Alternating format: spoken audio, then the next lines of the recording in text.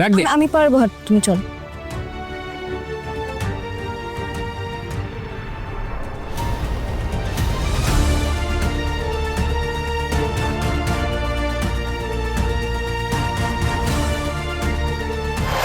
ও বাবা, ক্লাস হলো তোর? মেলা অনেক দেরি হয়ে গেছে রাজু, বাস ধরতে হবে, চ। আমি তো ভয়ে ফোন করতেও তোকে সাহস পাচ্ছি না, তুই যদি আবার রেগে যাস। যাকগে, তুই যখন এসে গেছিস এবার শান্তি পেলুম। আচ্ছা রাজু, তোর ব্যাগে যা যা জামা কাপড় আছে তোর সব ভালো করে গুছিয়ে নিয়েছিস তো? আসছি রে। সোমবার কিন্তু 10টা থেকে ক্লাস, মনে রাখিস। তাড়াতাড়ি চলে আসবি। হ্যাঁ, আমি কামাই করবো না, সকালে ট্রেন ধরে আমি চলে আসবো। আরে বাবা, সে সোমবারে যা হওয়ার হবে। রাজু এখন চল, বাসের সময় হয়ে যাচ্ছে। একটা বাস চলে গেলে আরেকটা বাস পেতে মেলা অনেক দেরি হয়ে যায়। বাড়িতে সবাই তোর জন্য অপেক্ষা করছে। আর দে তোর ব্যাগটা দে, ব্যাগ নিয়ে তাড়াতাড়ি হাঁটতে সমস্যা হবে। ব্যাগ দে। আমি পারবো, হাট তুমি চল।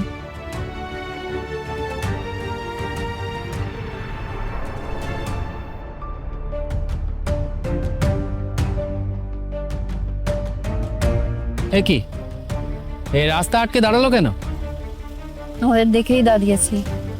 রাজু খবরদার বলছি, তুই কিন্তু ওর কাছে যাবি নে, কোনো কথা তুই বলবি না ওর সাথে, এই আমি বলে দিচ্ছি। যা কথা বলার আমি বলবো। তুমি আমাকে যা বলবে আমাকে তাই শুনতে হবে। এই কথাটা তোমাকে কে বললো?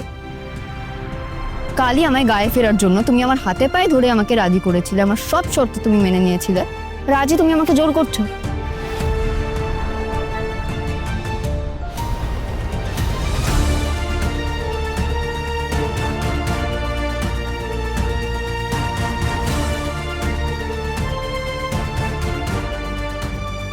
যেখানে বাঘের ভয় সেখানে সন্দেহ হয়।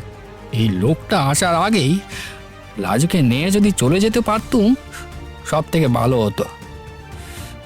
এখন টিচার দিদির এই ঘাড় ব্যাকা বটটা যে কি কলকাঠি নাড়বে কে জানে।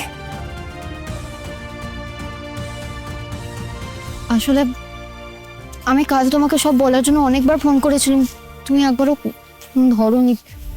ভালো হয়েছে, খুব ভালো হয়েছে তুমি এসে গেছো দাদা। আসলে আমি ভাবছিলাম তোমাকে ফোন করে সব জানাবো।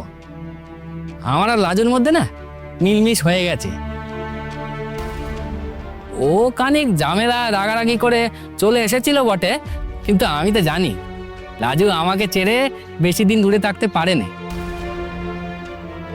তাই আমি ওর কাছে এসে সবকিছু মিটিয়ে নিয়েছি। সব দোষ তো আমার ছিল। এখন আমরা গ্রামে ফিরে যাচ্ছি। বাহ, চমৎকার। এখনই গ্রামে ফিরছো? এই নাটকটা যদি করার ছিল তাহলে আমাকে আর আমার বন্ধুকে ইনভলভ করা কি দরকার ছিল? আমি কোনো নাটক করিনি। আমি তো তোমার হঠাৎ করে মনে হলো তুমি কিছু একটা করবে, তোমার একটা উকিল চাই বাস। তাহলে আমি যখন তোমাকে শহরের নামি দামি উকিলের কাছে নিয়ে গেলাম তখন তুমি ওকে তাড়া দিলে যে তোমার সবকিছু তাড়াতাড়ি চাই। সে তোমার সমস্যা বুঝে তোমার মতন করে রাতারাতি তোমার হুকুম মতো সবকিছু করে ফেললো। পেপারস রেডি করে তোমার সুবিধার জন্য কলেজে চলে এলো। তখন তোমার মনে হলো না, আমি যা বলেছিলাম এমনি এমনি বলেছিলাম। হঠাৎ খেয়ালের বসে মনে হয়েছিল আমি ডিভোর্স করবো। আমি তো এসব করতেই চাইনি, আমি এসব করবো না।